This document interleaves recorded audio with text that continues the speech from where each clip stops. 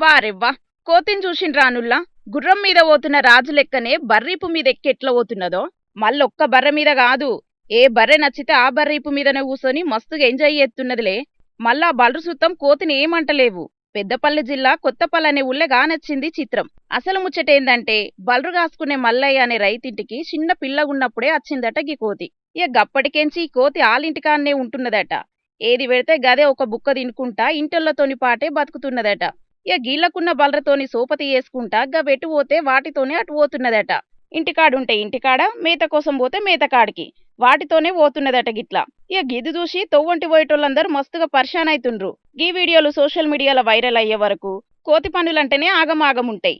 గసొంటిది గింత పద్ధతిగా బలరతోని సోపతి చేస్తున్న కోతి స్నేహాన్ని తారీఫ్ చేసుకుంటా కామెంట్లు పెడుతున్నారు కొందరు గీ వీడియో చూసిన పబ్లిక్. మీసమున్న నేస్తమా నీకు కోపమెక్కువ కానీ మనసు మక్కువ అని పాటలు పాడుకుంటా ఎంజాయ్ చేస్తున్నట్టున్నాయని అంటున్నారట అక్కడి పబ్లిక్. మరిగా మీకేమనిపిస్తున్నదో చెప్పాలనుకుంటే కామెంట్ చేయుర్రి, సరేనా?